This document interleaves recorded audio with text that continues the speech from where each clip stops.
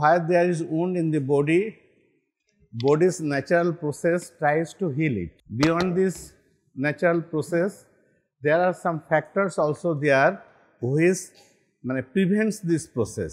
Some person is trying to help you, but other person is trying to make you bad. So that is the factors affecting the wound healing. There are some local factors and some systemic factors.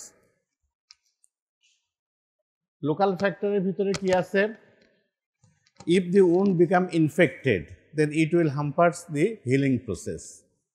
If the wound is made by bad surgical technique, then it delays wound healing. What is this? Surgical technique টা কি জিনিস? I am a surgeon, you are a surgeon, you are making an operation, but we never go beyond the rule. There is some surgical principles, we have to follow it before starting a operation. And if I go beyond this process, then definitely wound healing hampers. And that is why the legends in the surgery field, jara surgery take develop koreche, they have make an policy that you have to give incision like this, you have to make hemostasis like this, and then wound will be healed naturally. এর বাইরে গেলে body will react badly and wound heal should be bad. For example, when we are making an operation, we always try to follow the dermatome. What is dermatome?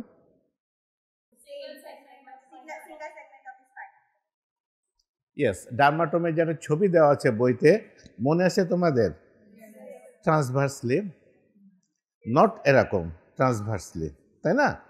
আমরা we try to sit down, we try to follow the dermatome because it is a natural line. এই line দিয়ে যদি আমরা incision দেই তাহলে woundটাকে hill করে rapidly. But most of the abdominal surgeries আমরা কিন্তু লঙ্গিটিউডিনাল ইনসিশন দেই, ট্রান্সভার্স ইনসিশন দেই, অবলিক ইনসিশন দেই, এগুলোকে কিন্তু আমরা ঠিক ওইভাবে ডার্মাটোমটাকে ফলো করি না।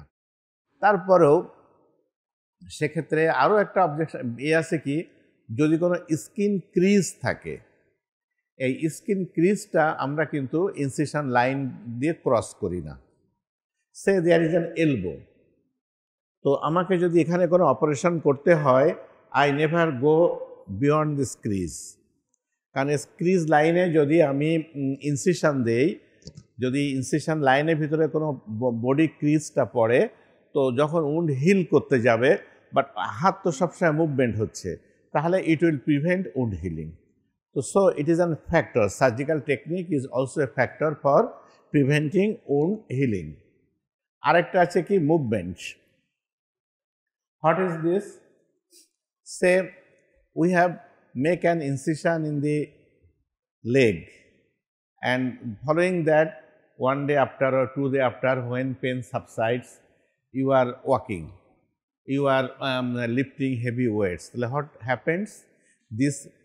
This creates pressure over the wound, and this pressure hampers the wound healing because this pressure also passes through the incision line.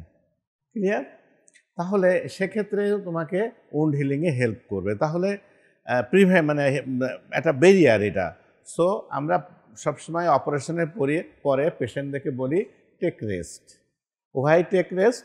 যে meanwhile body will heal your wound. Okay, excessive movement যদি তোমার injured পার্টে হয়, সেক্ষেত্রে তোমার wound হিলিংয়ে delay হবে। আরেকটা আছে কি haematoma formation. If there is any haematoma, that is collection of blood, তো ব্লাড কালেকশন হলে সেখানে wound healing obviously should be delayed. Karan when there is blood collection, it is extravasated blood. This blood will create a clot formation, and there may be every possibility for bacterial multiplication and pus formation. So hematoma is an important factor for delayed wound healing. Then another one is tissue ischemia. What do I mean by tissue ischemia? আমরা যেখানে অপারেশনটা করছি, wound সৃষ্টি হয়েছে, সেখানে যদি blood সার্কুলেশনটা inadequate হয়ে যায়, তাহলে কি হবে?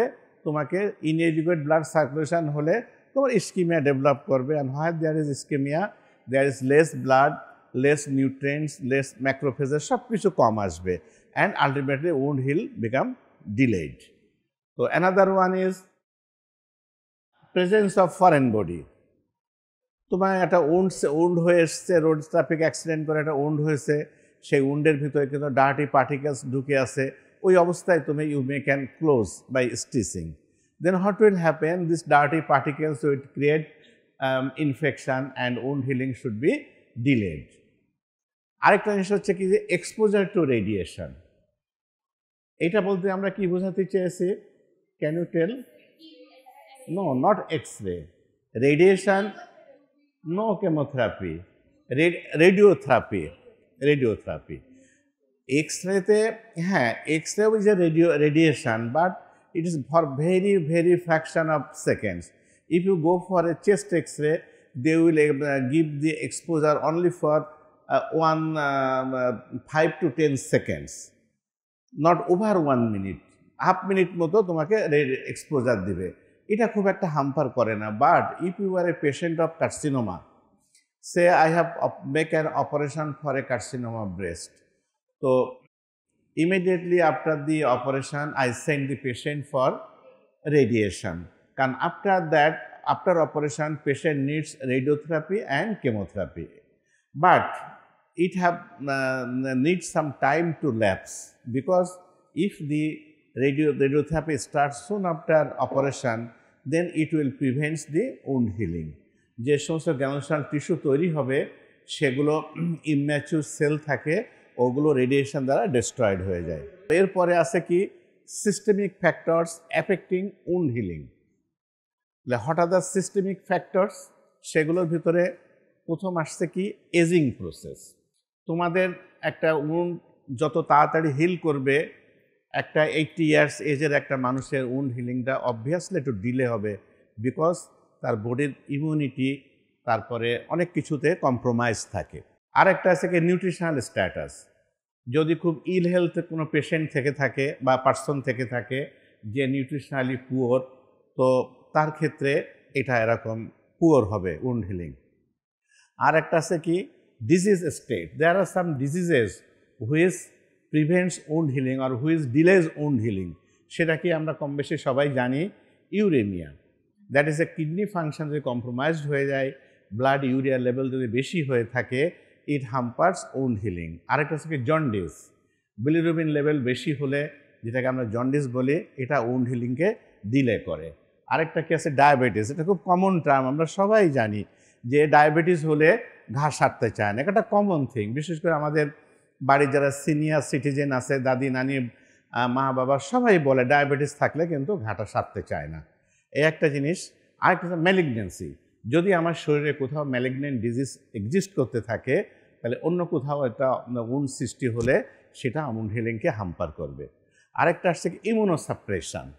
ইমিউনোসাপ্রেশন মানে that is immuno compromise patient যারা হয়, তাদের ক্ষেত্রে তো অবভিয়াসলি উন্ড হিলিং ডিলে হবে, ঠিক আছে, কারণ ইমিউনিটি তার পুয়ার, ইনফেকশন সেখানে প্রিডমিনেন্ট করবে। আর একটা জিনিস আসছে কি দেখো, আদার ফ্যাক্টরের মধ্যে আছে কি স্মোকিং। ফ্রিকোয়েন্টলি আমাদের দেশে তো আমরা লাকি যে ফিমেলস আর নট স্মোকার্স। আছে কিছু লো সোশিও ইকোনমিক স্ট্যাটাসে মেয়েদের মধ্যে কিছু কিছু মেয়েরা আছে স্মোক করে, but most of the peoples of our subcontinent don't smoke, but male persons are frequently smoker. তো এদের ক্ষেত্রে এটা ডিলে হবে। আর একটা আছে কি ড্রাগস। কেউ যদি কোনো কারণে, সে ধরো তোমার একটা ব্রঙ্কিয়াল অ্যাজমা আছে, তুমি এই অ্যাজমার জন্য একটা স্টেরয়েড নিতে হচ্ছে, বা আদার কোনো ডিজিজের জন্য তোমার ওষুধ নিতে হচ্ছে, যে অ্যান্টি নিউপ্লাস্টিক মানে ক্যান্সার প্রিভেনশনের জন্য কিছু ওষুধ খাচ্ছ, অথবা তোমাকে হাই ডোজে এনএসআইডি খেতে হয়, আর্থ্রাইটিস আছে, তোমার স্পন্ডিলাইটিস আছে, যার জন্য তোমাকে হয়তো হাই ডোজে এনএসআইডি নিতে হচ্ছে। এরকম সিচুয়েশানে তোমার উন্ড হিলিংয়ে এগুলো তোমাকে ডিলে করবে। তাহলে there are some factors, local factors, there are some systemic factors which prevents normal wound healing. Now, সবই ঠিক আছে, একটা পেশেন্টের লোকাল ফ্যাক্টরও ভালো আছে, সিস্টেমিক ফ্যাক্টরও ভালো আছে, তাই তো নর্মালি উন্ড হিল করার কথা। But still then there are some complications of wound healing. Normal প্রসেসের মধ্যেও কিছু কিছু কমপ্লিকেশান হয় উন্ড হিলিংয়ের ক্ষেত্রে। হঠাৎ দোজ কমপ্লিকেশানস মানে একটা উন্ড হিলিং করতে যেয়ে ন্যাচারালি উন্ড হিল না করে দেয়ার ডেভেলপ সাম কমপ্লিকেশানস। সেই কমপ্লিকেশানগুলো কি কি হতে পারে?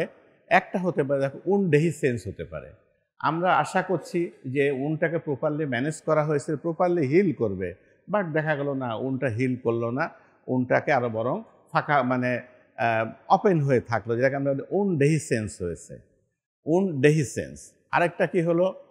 এভিসারেশন, যে না উন্ডটাকে আরও মানে হলো মোর ফ্লারিশ হয়ে গেল, যে যতটুকু উন্ড ছিল তার চেয়ে আরও বেশি ফ্লারিশ হয়ে গেল, এটা হলো উন্ড এভিসারেশন বলে। আরেকটা হতে পারে কি? হেমোরেজ হচ্ছে, যে উন্ড হিল করছে না বরং রেজার সেখান থেকে একটা হেমোরেজ সৃষ্টি হচ্ছে, এটা আরেকটা ফ্যাক্টর কমপ্লিকেশান উন্ডের। আরেকটা কমপ্লিকেশান হচ্ছে অ্যাডিশান হতে পারে, যে ঠিক আছে উন্ড হিল করলো বটে, বাট অ্যাডজেসেন্ট স্ট্রাকচারের সাথে ওর একটা অ্যাডিশন হয়ে গেল। তো এই একটা জিনিস হতে পারে। এটা অ্যাডিশনটা সাধারণত হয় কোথায়? যখন কোনো উন্ডটা কোনো ক্রিজ লাইনকে ক্রস করে, অথবা ইন্টারনাল অর্গানের ভিতরে, ইন্টেস্টাইনের ভিতরে কোনো উন্ড হয়, হিল করে, এইসব জায়গাগুলোতে অ্যাডিশন হতে পারে।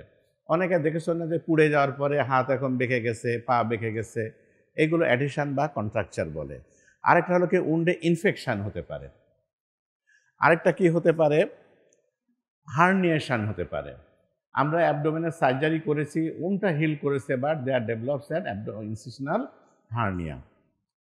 ফিস্টুলা ফর্মেশন হতে পারে, সাইনাস ফর্মেশন হতে পারে, তারপরে সুসার কমপ্লিকেশান হতে পারে। আমরা যে সুসার ম্যাটেরিয়াল দিয়েছি, এই সুসার ম্যাটেরিয়ালগুলো হিলিংটাকে প্রিভেন্ট ডিলে করতে পারে, যেহেতু ওরা যে টাইমে অ্যাবজর্ব করার কথা সেই টাইমে অ্যাবজর্ব হচ্ছে না, ফলে কমপ্লিকেশান হচ্ছে। আরটা হতে পারে কি?